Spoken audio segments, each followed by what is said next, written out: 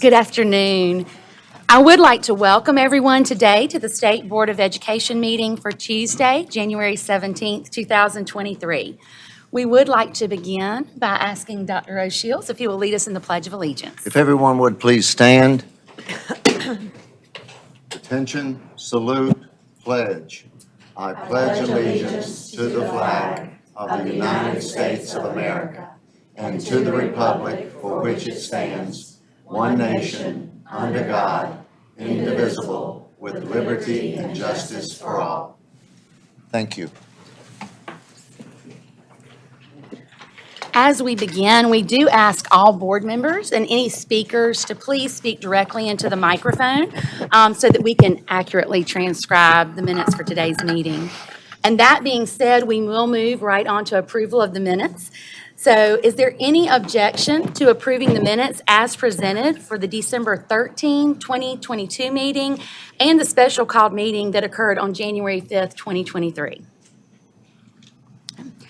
Hearing none, the minutes are approved by unanimous consent.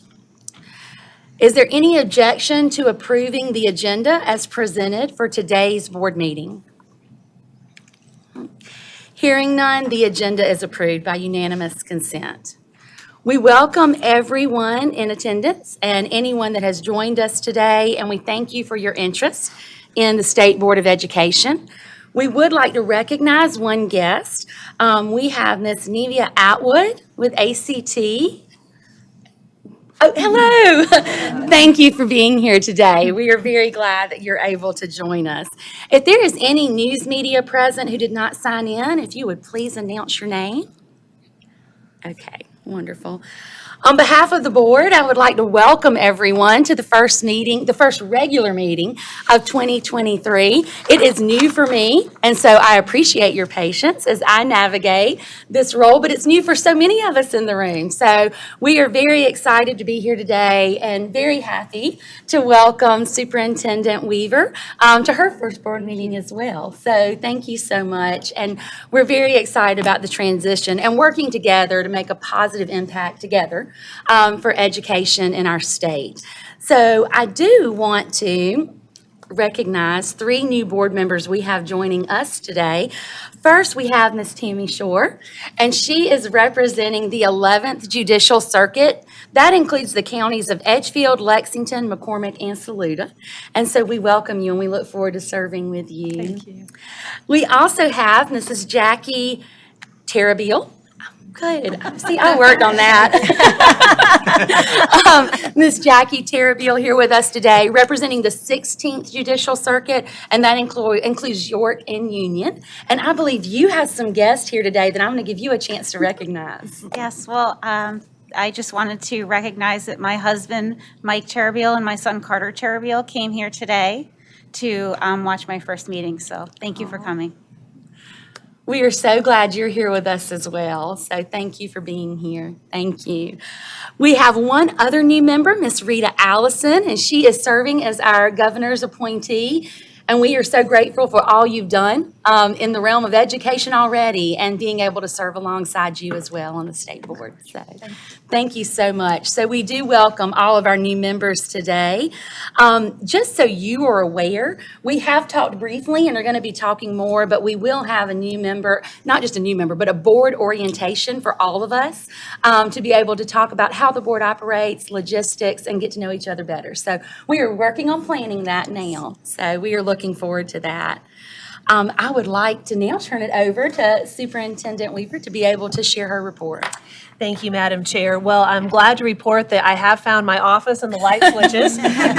So we are making good progress. And I would just be remiss if I didn't start my remarks by just saying how grateful I am to Superintendent Spearman and the incredible team here at the department for everything that they have done to make us feel welcome and to make this as smooth a transition as possible. Change is always difficult, and so having a great partner like Superintendent Spearman in this work has just been invaluable. And as you said, Madam Chair, we're stronger together. And so we are excited to dig into this work. I'd like to say a special thank you too to Ms. Hazelwood, who is with us today, who has served this board with distinction for a number of years now, and I'm incredibly grateful for her service. And along those lines, I'd like to take an opportunity to introduce you all to some new members of the team here at the Department of Education, who we are busy working to integrate ourselves into the wonderful team that is already here. I'll start with John Tyler, who's sitting there right next to Ms. Hazelwood. He will be our new general counsel here. He comes to the Department of Education most recently from State Housing.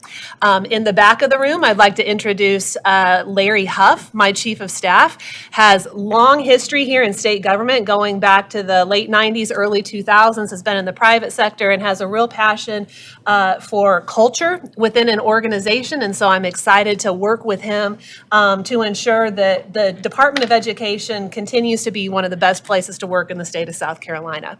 We also have Matthew Ferguson, who is our Deputy Superintendent for Curriculum and Instruction, our Chief Academic Officer. Many of you will know Matthew from his service on the Education Oversight Committee, where I was privileged to meet him, but he has deep roots in education going all the way back to his hometown in Darlington County there in Hartsville. He's been a teacher, an assistant principal.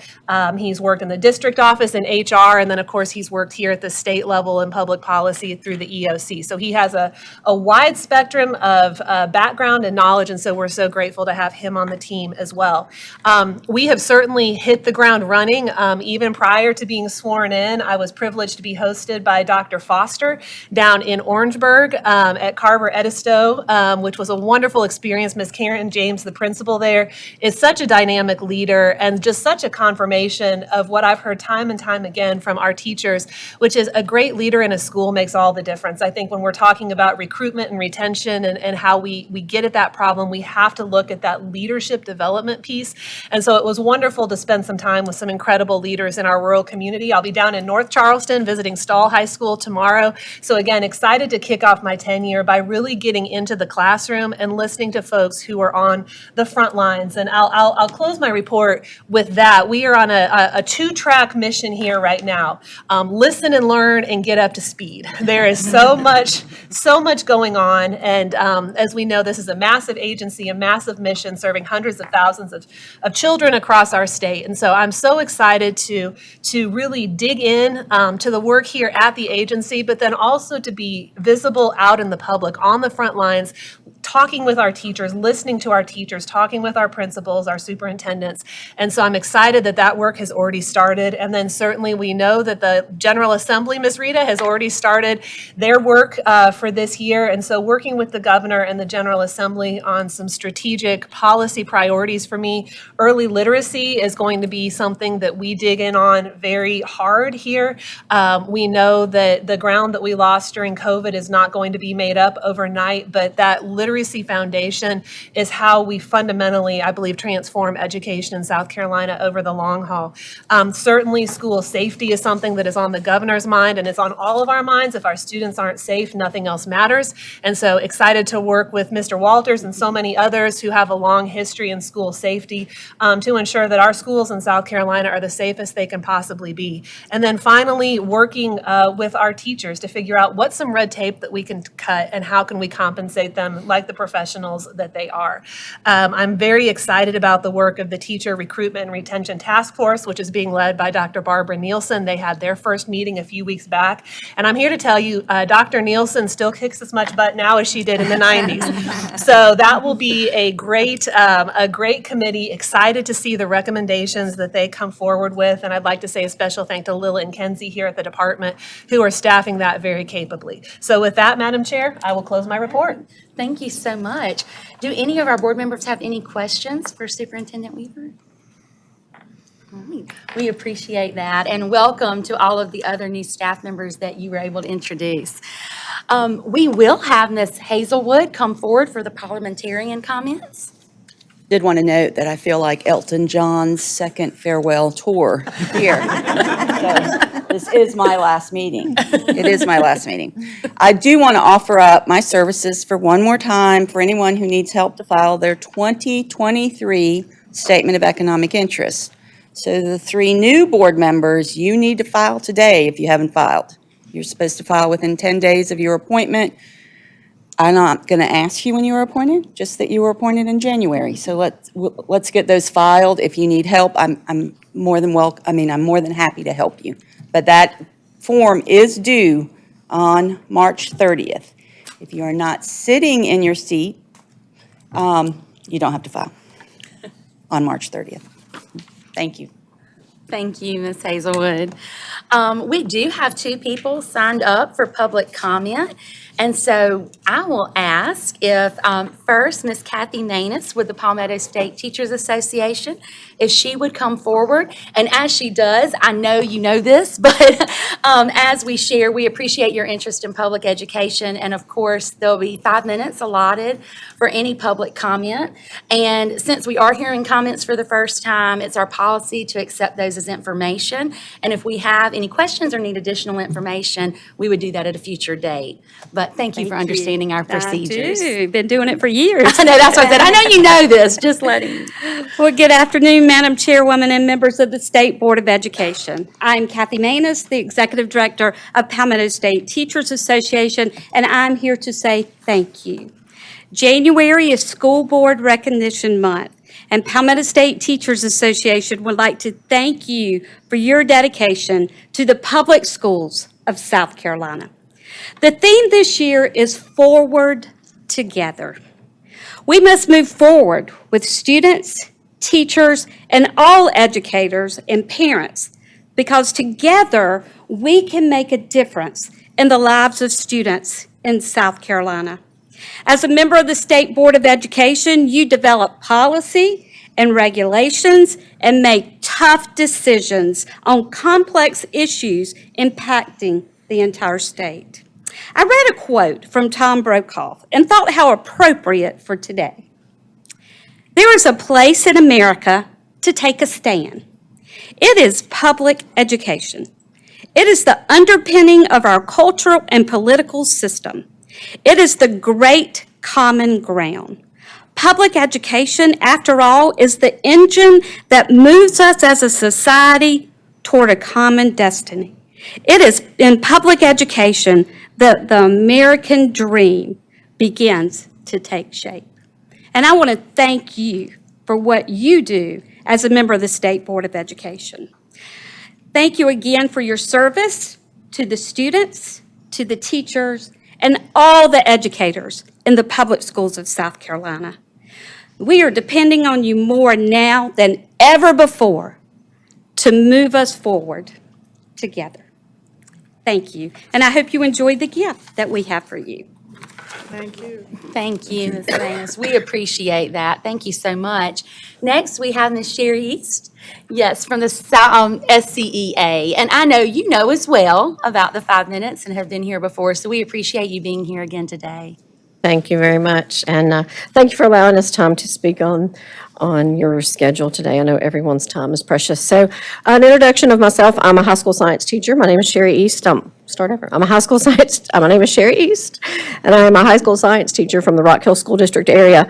But I'm currently serving as the South Carolina Education Association president.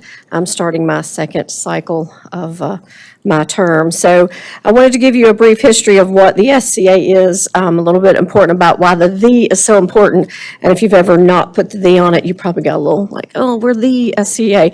Because we merged 55 years ago with the Black and White Teachers Associations, and the merger language from that became the SCA. So it's very important to us that we use our merger language, and so that people know the rich history of why we existed. So we have been advocating for all of our public employees and our school systems for over hundreds of years.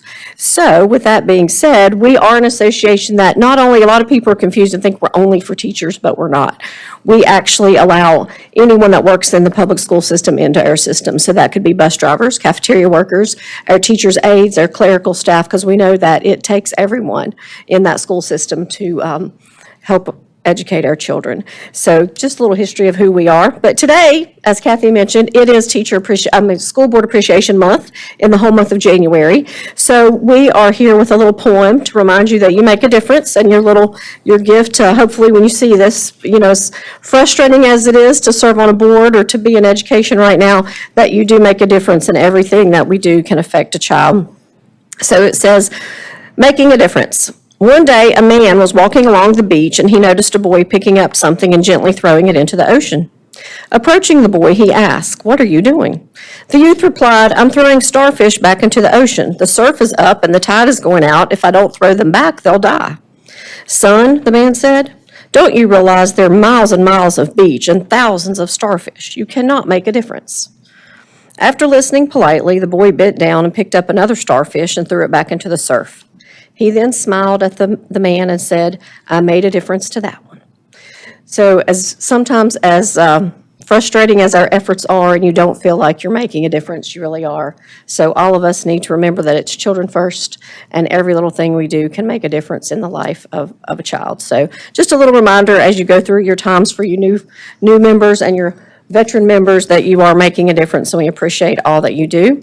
And in closing, we have a new home, and I would be remiss if I didn't take 1 minute to at least invite you out to a ribbon cutting ceremony. You should have received this in the mail, but, maybe you didn't. So we are having a ribbon cutting ceremony at our new home at 2999 Sunset Boulevard. We'll start out with a ribbon cutting with the mayor, and then we have our Human and Civil Rights and award ceremony. That's an annual event for us. We have some great award winners this year. And at 1 o'clock, we have a very neat thing that we're doing. We're going to actually have a private screening from a video that the Clemson and the Call Me Mr. folks put together called From Segregation to Justice. It is about the Briggs versus Elliott case that happened here in South Carolina. So it's a wonderful 51-minute documentary. So if you can drop in for any part of this on Saturday, we would love to have you. And with that, I will let you get back to your important work. And thank you again for letting me speak. Thank you so much, Ms. Easton. Thank you for being here today. I love the story you shared, and we thank both of you for all the work you do as well to make a difference in education. We will now move on to our state board items and our committee reports. I will begin with the policy and legislative report. We did meet this morning, and on our agenda for that meeting, we were looking at the adoption of the statewide policy for unencumbered time. We have asked Ms. Kenzie Riddle to please come back this afternoon and be able to share that information with the entire board as well. So I'd like to ask Ms. Riddle to come forward. Sorry, I was looking for you, Kenzie. I couldn't see you back there. Chair, lady, members, thank you for having me again. I will make this short and sweet. You should have a copy at your desk of the model policy that we have come up with. To be honest, I had to start from scratch on this. Apparently, no other states like the word unencumbered time. They use like duty-free lunch or things of that nature. So this kind of took quite the process. But the purpose of it, so the General Assembly passed Senate Bill 946. So the purpose was to establish a statewide policy that each local school board can use to develop and implement a plan that directs the principal of each elementary school to provide at least 30 minutes of unencumbered time on a regular school day to all full-time teachers in grades K through fifth grade. So feel free to ask me questions. You have the policy in front of you.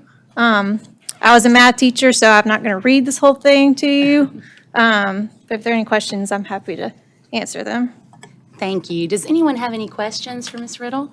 Or do any of our committee members have any comment to share to the full board that might have been shared this morning? Madam, No, go ahead. I was just going to share, Madam Chair, that part of our discussion this morning, and it was an extensive discussion, particularly about the intentional failure, those last two paragraphs and what potential penalties could be, and that local boards would need to address that in their policy, not only for their disciplinary policy, but potentially it could come before this body as a violation as well. Exactly. Thank you for sharing that with the full board also. And that is one thing we talked about in the committee this morning, and maybe revisiting this in the future just to see how it's going, because it is new for us. Ms. Allison, I believe you were going to share. Thank you, Madam Chair. Ms. Kinsey, I'm reading, and this is the first I have seen of it. Thank you for doing what you've done and going through all of this. But do I understand that the intent of unencumbered time means that that is free time without any direction of assignments or anything, that Yes, they will ma'am. have it as free time to do what they wish to do with? Yes, ma'am. No meetings, no IEP meetings, no taking over different classes. We try to include all of that, so Right. yes, that's ma'am. it. Thank you. And one thing, if you don't mind mentioning, Kinsey, I know with the time frame then of districts being able to turn their policy in as well to the State Department. Yes, Do you so mind the sharing that? local school board should adopt the policy once we approve it today within 3 months. And then after that, once they have adopted a policy, they must share it with SDE within 30 days. So we will be able to see what other school districts have come up with, so. Any other questions? One Dr. thing, Shields? Kinsey, one thing that I might ask is, as this is done and as districts come up with ways and means by which they do this, that we develop a repository so that people can understand what others are doing. Yes, sir, The smaller absolutely. districts may not be able to replicate what larger districts do. However, smaller districts may find others like themselves that can work in ways that maybe they hadn't thought of, so that it's not like just a burden, so that here, this is on you, because those same meetings will still need to be done. You still have to have IEP meetings and Absolutely. 504 meetings, and there'll still be need for professional development. It's just that at this juncture, this time is the teacher's time. It's sacred for the teacher and what she needs for, or he needs for him or herself. And I just think the more we can present this in a positive and beneficial light, the better then that it would be received across the state. Yes, sir, absolutely, we can do that. Wonderful. Any other questions or comments? All right. The committee did vote to add the adoption of the statewide policy for unencumbered time to the consent agenda. And this serves as a motion from our committee for the report. It doesn't require a second. Is there any discussion? Okay. With no questions, all in favor, say aye.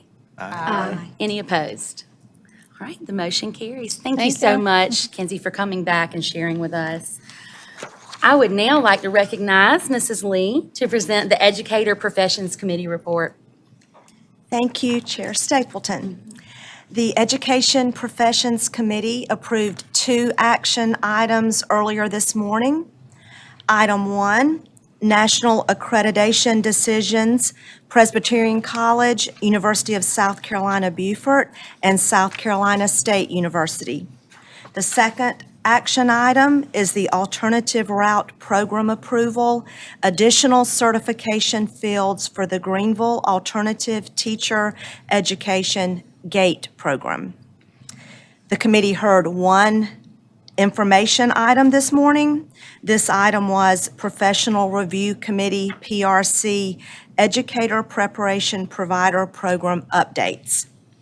The Education Professions Committee placed the 2 action items on the consent agenda. Right. Thank you so much, Mrs. Lee. Does anybody have any questions? Mrs. Lee? All right, well then, that report, that is a motion from the committee for their report. It doesn't require a second. Is there any discussion? All right, with no questions, all in favor, please say aye. Aye. All right, any opposed? All right, wonderful. The motion carries. Thank you. Next, I would like to recognize Mrs. Frierson to present the Standards Learning and Accountability Committee report. Thank you, Chair Stapleton, Dr. Stapleton. We had 2 items, that is the Standards Learning and Accountability Committee had 2 action items this morning. The first one is going to be a little bit different from me just listing the second one. But the first one, the South Carolina College and Career English Language Arts Standards second reading, was presented by Ms. Casey Cook, team leader, and also Dr. Christina Melton from the Office of Assessment and Standards Division of College and Career Readiness. At this time, I would like for them to come because we also have an information item, and I don't want to split it up, if that's possible. Is that possible? Did I not split it up? Yes, Okay. And the agenda item, the SLA 01 item, we would like for our new board members who weren't privy to what we were talking about and have been talking about, and now we have our second reading, we would like for them to present to the full board at this time, please. Thank you. Ms. Ferguson, thank you so much for the invitation to present, and it's my privilege, before Casey takes the microphone, there are many of my team here in the office, in the group with me that were involved with this ELA work. This is a small sample size, to use my assessment language, that you're going to be seeing today, not inclusive of the entire committee, but I think it's appropriate for you all to see some of the faces involved with the ELA work. So if my team in attendance would please stand for us to have a chance to see faces involved with the work. Thank you. It's a group that does not like the limelight very much.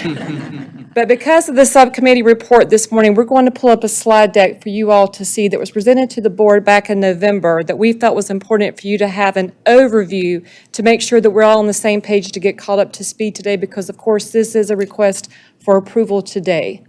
Do we have the slide deck? Perfect. Thank you so much. I'm going to introduce next, as Ms. Frierson did, Casey Cook. She is the team lead of our humanities team and had the direct involvement with the work of the ELA standards and the development of our standards for this presentation. Casey. Thank you, Dr. Melton, for that introduction. Good afternoon. Good afternoon. It's an honor to speak yet again on behalf of the ELA standards writing process. Thank you so much.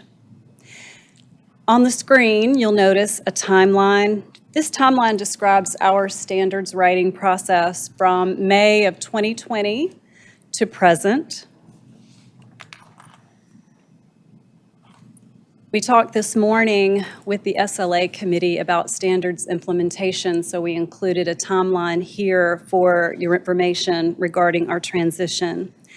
This timeline articulates our plan and schedule for transition from the 2015 standards to the current version and our projected delivery date.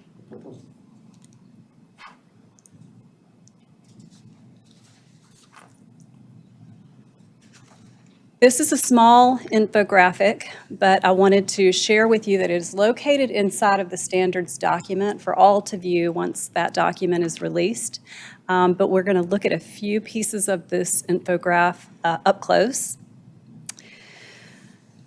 Our goal with this piece of that graphic was to ensure equitable representation on the writing committee regarding grade level experience. You'll notice on the left from K2 to 912. And on the right-hand side, we also took measures to make sure that we included special populations perspective. And at the bottom, you'll notice gifted and talented AP teachers, IB, special ed, as well as English language learner teachers.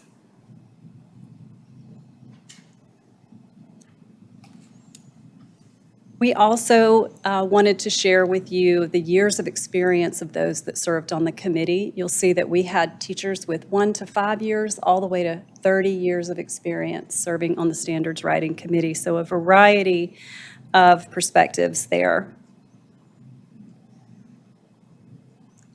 This is a state demographics map that is sharing the locations of all of those around the state who accepted the invitation to serve on the standards writing committee.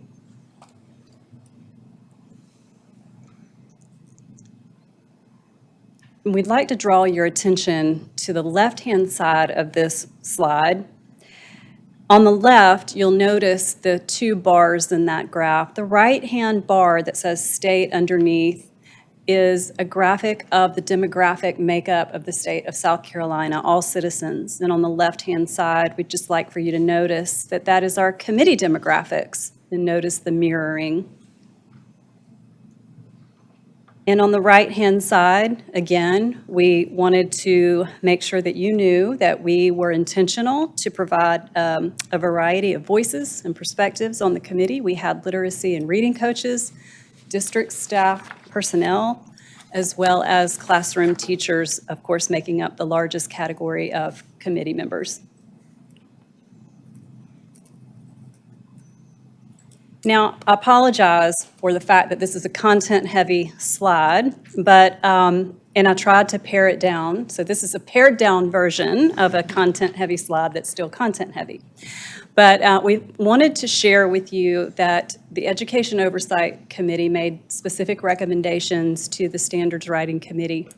And on the left-hand side, you'll notice that we took action and really were intentional to respond to those requests from the committee. So for example, on the left, you'll notice there's a reduction of strands from 6 strands to 4, a reduction of standards from 41 to 20. From inquiry, we moved that into what we have now as a research strand because we know that inquiry is a part of the research process. We've included indicator insights to help teachers interpret and to give insight into the new standards language.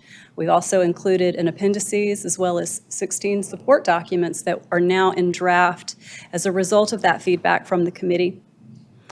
And on the right-hand side, we wanted you to notice here that the committee we're focused on several things that the Writing Committee focused on several things that the Education Oversight Committee recommended, such as progressive learning statements, progressively complex and developmentally appropriate. So a lot of intentionality was given to that developmental appropriateness, progression, very clear and concise articulation, measurability, as well as we eliminated unnecessary repetition that was found in the previous version.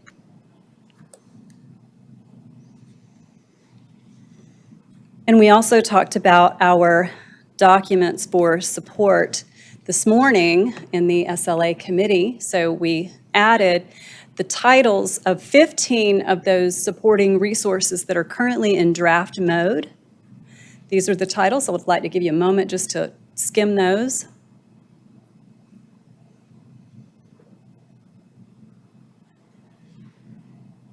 Many of these are complete. A few of these need a little fine-tuning and tweaking, but we are ready to roll with most of these that you see here. You notice these, there are 15 on the screen. We have 16. The one that you don't see is the courses that we mentioned earlier this morning that we would like to design and implement. So it is our hope and our goal that teachers receive continuing education credit hours upon completion of those courses. Another content-heavy slide, so I won't read all of that, and forgive us, but we wanted to share the information for your reading pleasure if you want to. It's in front of you, but what we would like for you to take away from this slide is that our field review was very successful. We instituted a new process this year, or last year, or in this process of using rubrics so that the field could not only give us a score, but could also weigh in. So when their scores were below optimal, we asked for their specific recommendations as to what they would recommend for professional development, for inclusion, for modification and revision. All of that feedback was made available to the Standards Writing Committee. We reduced it down to all feedback that was actionable and for their review, and that informed the revisions in the document that you have before you today. Also this morning, we were asked about our resources and professional development. Now, this particular slide, I'd like to say that we are focused on building teacher capacity around the state, and we know that that is of the utmost importance to you and to us. We designed this framework deliberately and with intentionality to support and meet the needs of all teachers in our state at various levels of readiness. For example, we're offering professional development in multiple modalities. In the bottom center of that chart, you may notice webinars, regional professional learning opportunities, Train the Trainer, the courses that I mentioned earlier. And we have also designed and calendared our project for our projected delivery. Again, for the courses, we hope that teachers will receive continuing education credit for those. And we are excited to begin transition and to support the field. One thing I would also add, Mrs. Frierson, that you mentioned, and I meant to say this a few slides back, but based on committee questions and feedback back in November, we also made revisions to the entering statements. At the beginning of every grade level, there's an entering statement, and those statements do address specific writing that would be college and career-ready types of writing. And in the progression of grade levels, you'll notice writing types such as resumes, college entrance exams, interview skills and opportunities to practice those. So we'd like to draw your attention to that as well. And this completes our report. Thank you so much, Ms. Casey and Dr. Melton. Are there any questions for the board? Okay. What I would want to say is, I think from 2015 to today, you can say that we have a clearer and more concise approach, as well as a more powerful document than where we were. And just for the new members, this has been an ongoing labor-intensive effort that, in hearing it again, doesn't mean it will come easy, because there are a lot of people coming into the profession from other professions now. And I think the professional development piece is indeed the next step, because you have definitely improved the quality of the product. Is now getting capable people to maneuver that product for the benefit of our children. Absolutely, and thank you for that. And I would say, to say that we think that would be an understatement, so forgive us for any arrogance that may be coming through. I don't mean it that way, but we are certain that that is the product and the quality of the product that we have to offer, as well as the modalities of professional development, as well as our conversations internally among the English Language Arts Ed Associates team to offer professional development that is scaffolded just like we would in the classroom for levels of experience. We know that, that now more than ever, we have teachers in the classroom who may not be yet certified, or who are coming back out of retirement, or who are from other countries. So we are thinking about how we're supporting all teachers, as we mentioned earlier, and including opportunities to scaffold those requests to meet the specific needs of our districts around the state. I would just like to go on record again saying thank you, Ms. Casey, and thank you, Dr. Melton, and your supporting cast is how I want to. Thank you all for the hard work that you've done. Thank you all for listening to us, and thank you all for what's to come. We appreciate you. Thank you so much. Thank you. All right. That? Okay, so then I need to go to the other action item, which is action item 02, additions and updates for the adoption list of formative interim assessment that was presented this morning by Dr. Susan Dabney Creighton. She's team lead for Test Administration Unit Office of Assessment and Standard Divisions of College and Career Readiness. And we need both of these to be approved by. Yes. So because we had some new members at today's meeting, some of us, we aren't voting members yet because they have to have the oath of office and everything back. So today, even though the committee was in agreement about approval of both of those items, we do need to vote on them for full board right now. So if you're okay, I would entertain a motion, if there is a motion to approve item number 1, which is the South Carolina College and Career Ready English Language Arts Standards, second reading. So moved. Perfect. Do we have a second? Second. Great. Any discussion? All in favor, say aye. Aye. Any opposed? Wonderful. That motion carries. Now, we would like to have or entertain a motion for approval of item 2, which was additions and updates for the adoption list of formative and interim assessments, which was presented to the committee this morning. Do we have a motion? So moved. Do we have a second? Second. Thank you. Any discussion? All in favor, say aye. Aye. Any opposed? Thank you. That motion carries. You're welcome. Thank you, Ms. Frierson, and all the work your committee does. We appreciate that. I would now like to recognize Mr. Walters to present the Educator Licensure Committee report for today. And I know y'all were busy, so. Thank you, Madam Chair. In fact, we were. We had 18 cases before the ELC this morning. 16 of those cases had to do with unprofessional conduct for breach of contract. One was for unprofessional conduct, and the other was an application for initial certification that was approved.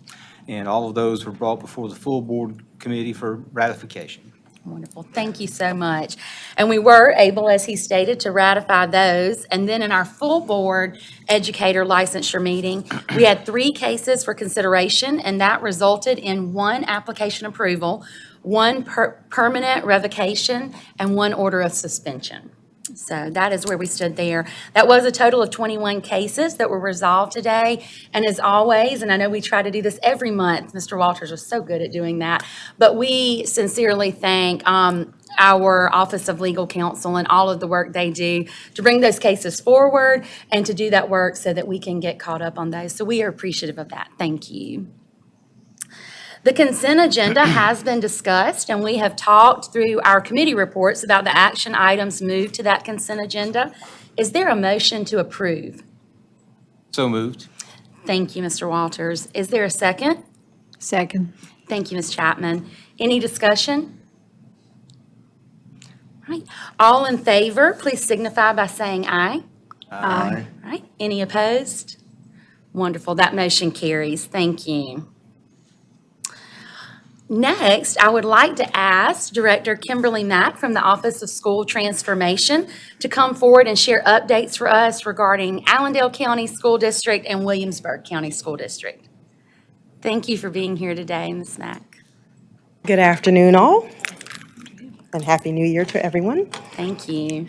In Allendale County School District, on December 14th, students from Allendale Fairfax High School participated in a youth apprenticeship signing day, and apprenticeship programs featured were the Swiss Chrono, Savannah River Nuclear Solutions, and Barnwell County School District, and they did have 1 student receive an apprenticeship. And the new Smart STEM Lab was completed at Allendale Fairfax Elementary, and the Media Center at Allendale Fairfax High School was completed to include flexible seating and a 21st century approach to appeal to the students, and that was funded by USDA. In Williamsburg County School District, just a little bit of sad news. 1 teacher from Greeleyville Primary School and 1 teacher from C.E. Murray Elementary were killed in vehicle accidents during the month of December. So please remember the Williamsburg community as they mourn their losses and work to support students through the remainder of the school year. Williamsburg County School District's Flexible Learning Academy is in operation, serving overage middle and high school students throughout the county. And the Merge, King Street High School's band, has been invited to perform in Honolulu, Hawaii at the National Veterans Day Parade on March 29th, 2023. Mardi Gras 2023 in Baton Rouge, Louisiana, and the Walt Disney Parade in Orlando, Florida. And this is the band that was merged from C.E. Murray High School and King Street Senior High School. So really good news. And this concludes my report. Thank you so much for being here today and sharing that. Does anyone have any questions for Ms. Mack? All right, thank you. We appreciate it. All right, I think we're getting to the end of our business. So regarding business, though, I do ask that any board members who have not turned in their travel forms, please make sure you turn those in to Tracy.